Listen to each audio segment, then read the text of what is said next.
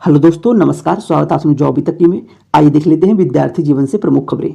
बात करेंगे मुख्य सेविका भर्ती परीक्षा। मुख्य सेविका भर्ती परीक्षा का रिवाइज आंसर की कब देखने को मिलेगा, रिजल्ट कब तक देखने को मिलेगा आप लोगों को, रिजल्ट के कितने दिनों बाद डॉक्यूमेंट वेरिफिकेशन होगा, डॉक्यूमेंट वेरिफिकेशन में कौन कौन सा सर्टिफिकेट आपके पास होना जरूरी है, कौन कौन सा सर्टिफिकेट डॉक्यूमेंट वेरिफिकेशन में मांगा जाता है, और उसके साथ साथ कितने नंबर आप लोगों को रिवाइज आंसर की में बढ़े हुए देखने को मिल सकते हैं अगर आप आपत्ति किए हो उन क्वेश्चनों पे या आपत्ति ना किए हो, चाहे वो फर्स्ट मीटिंग में हो या सेकंड मीटिंग में हो। और नॉर्मलाइजेशन किन शिफ्ट का होगा, फर्स्ट शिफ्ट का होगा या सेकंड शिफ्ट का होगा, और कितने नंबर नॉर्मलाइजेशन में बढ़े हुए मिलेंगे, और मुख्य सेविका का नया विज्ञापन कब तक देखने को मिलेगा।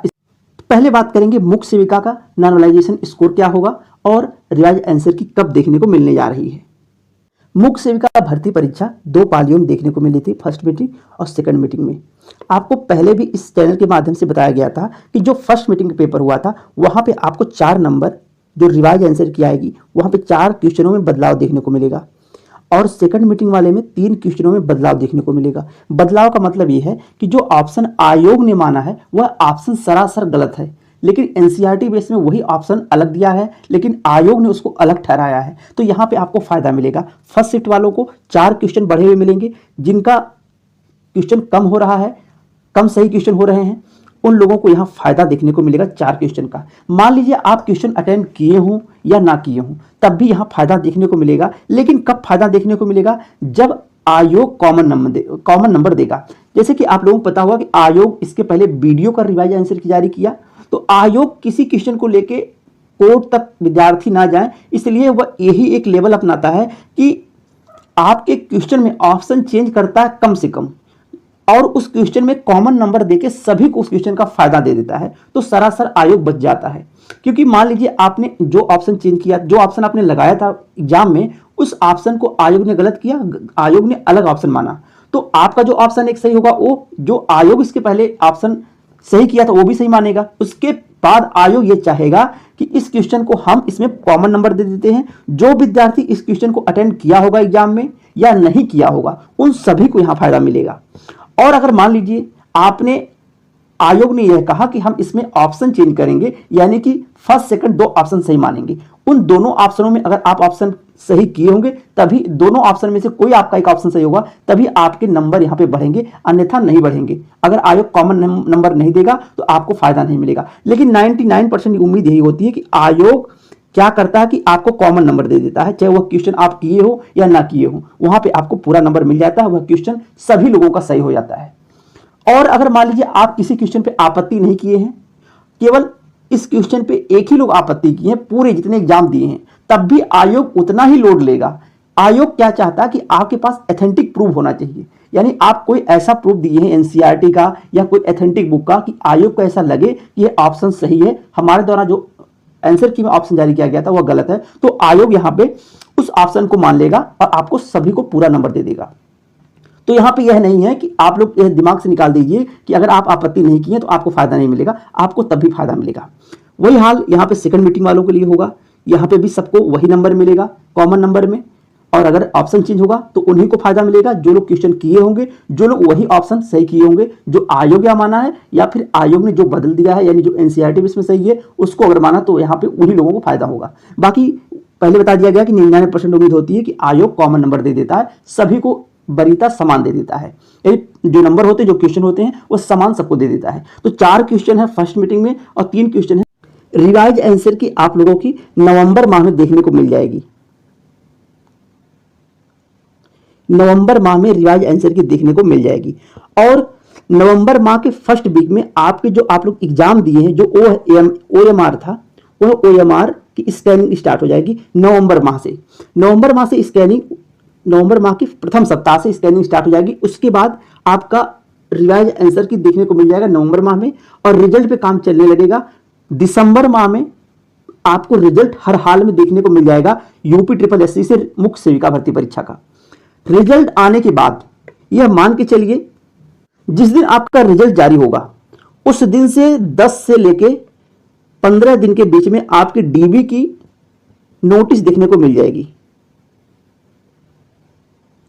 नोटिस देखने को मिल जाएगी जिस दिन आपका रिजल्ट जारी होगा दिसंबर माह में, उसके बाद आपकी डीबी की नोटिस यानी डॉक्यूमेंट वेरिफिकेशन की ऑफिशियल नोटिस जारी कर दी जाएगी और आपका डॉक्यूमेंट जो है वह वही 15 से 20 दिन में नोटिस जारी होगी, उसके एक सप्ताह के अंदर अंदर डॉक्यूमेंट वेरिफिकेशन स्टार्ट हो जाएगा।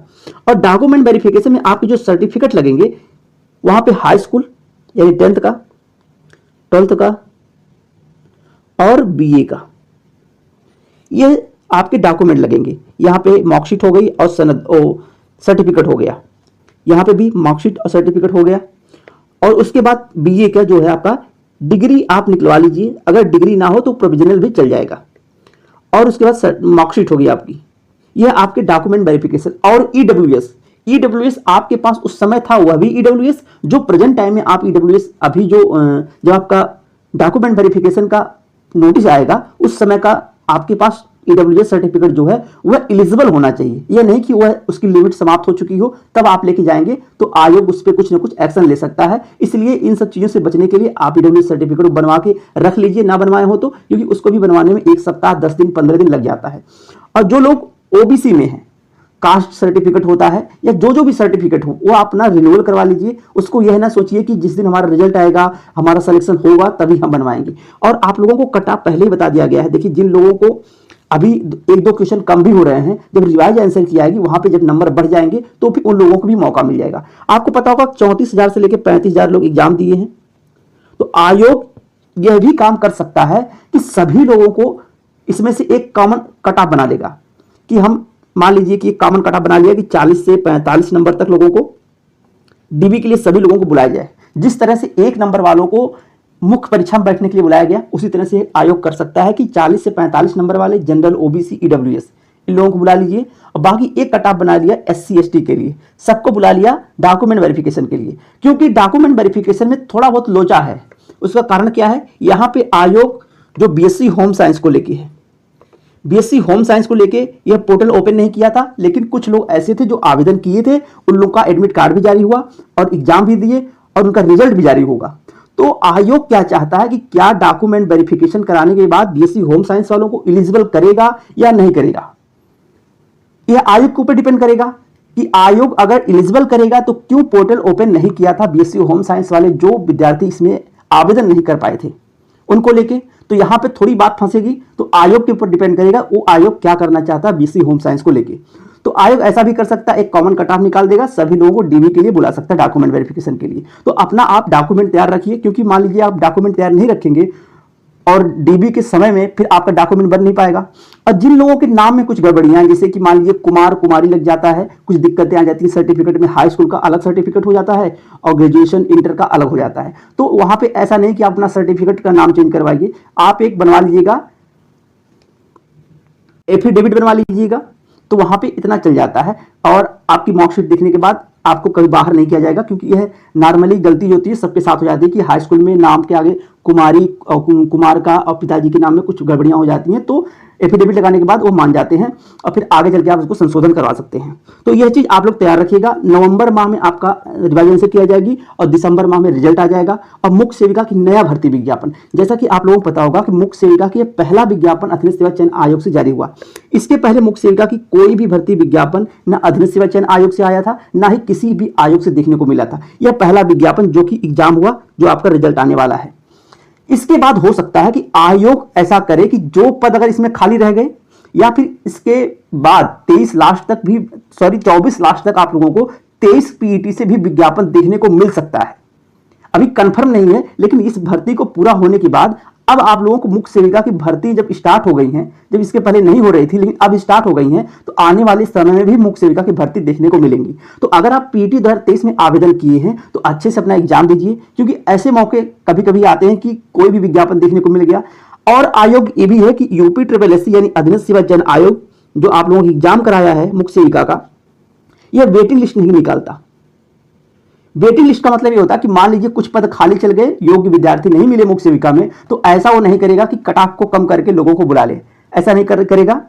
वो फिर नया भर्ती विज्ञापन जारी करेगा आने वाले समय में। इसलिए आप लोग अपने आप से प्रिपेयर रहिए, क्योंकि अपना पीईटी में जो अगर आप आवेदन किए हैं तो उसमें अच्छे से तैयारी करिए, ताकि अगर अगली भर्ती आए मुख्य सेविका तो उसमें भी आपको मौका मिले। और अगर आप इस भर्ती में आपका अच्छा क्वेश्चन हुआ है, आपका सिलेक्शन होने जा रहा है, आपके अच्छे नंबर बन रहे हैं, तो वहां पे आप लोगों को यह भी सोचना चाहिए कि मुख्य सेविका ही आपका लास्ट नहीं है। आगे इतने भर्ती विज्ञापन देखने को बिहार से लेके मिल रहे हैं, उत्तर प्रदेश लोक सेवा आयोग से आरओ का विज्ञापन आया हुआ है और एक दो विज्ञापन और जारी होने वाले हैं। तो इन सभी विज्ञापनों में भी आप लोग तैयारी करते रहिए। यह ना अभी से मान के बैठिए कि अब मुख्य सेविका में ही जाना है, इसके अलावा कहीं नहीं जाना है। तो ये सोच के ना बैठिए चाहे आपका नंबर कम हो या ज्यादा हो। और जो आप लोगों का मुख्य सेविका का सेकंड शिफ्ट का पेपर हुआ था, उस सेकंड शिफ्ट में देखिए नॉर्मलाइजेशन स्कोर वहां देखने को मिलता है। जैसे कि मान लीजिए 2 शिफ्ट में पेपर हुआ था, लेकिन सेकंड शिफ्ट का पेपर जो था उस पेपर के लेवल को अगर देखा जाए, यानी कि सिलेबस के अकॉर्डिंग वो पेपर, दोनों पेपर सिलेबस के अकॉर्डिंग ही था आपका। आप चाहे फर्स्ट मीटिंग में हो आप अपना पेपर टफ कहेंगे, सेकंड मीटिंग वाले अपना पेपर टफ कहेंगे, लेकिन तमाम कोचिंग संस्थान के द्वारा और एग्जाम पैटर्न को देखते हुए यह अनुमान लगाया गया कि सेकंड मीटिंग का जो पेपर था वह मॉडरेट टू टफ पेपर था सेकंड मीटिंग का। और अगर देखा जाए इजी टू मॉडरेट पेपर कहा जा सकता है, यानी मॉडरेट पेपर कहा जा सकता है फर्स्ट मीटिंग का, लेकिन मॉडरेट टू टफ पेपर कहा जा सकता है सेकंड मीटिंग का। तो वहां पे आयोग क्या करता है कि नॉर्मलाइजेशन होना तो तय है, वहां पे भी आपको सेकंड मीटिंग वालों को 2 से 3 नंबर मिलेगा। तो जो लोग ये कह रहे हैं कि 2 साल तक अगर आपके ग्रेजुएशन में कोई सब्जेक्ट लेके चली हैं, आप चाहे सोशियोलॉजी लेके चली हो या गृह विज्ञान लेके चली हो, और फाइनल ईयर में आपने उसको छोड़ दिया है, यानी फाइनल ईयर में कंप्लीट नहीं किया है, तब आप बाहर हो जाएंगे। देखिए ऐसा कुछ भी नहीं है। जो लोग भी कह रहे हैं बाहर हो जाएंगे तो उनको कहने दीजिए, आप लोग सभी लोग अंदर रहेंगे जो लोग ग्रेजुएशन में 2 साल तक ही अपना सब्जेक्ट लेके चलिए, सोशियोलॉजी और गृह विज्ञान।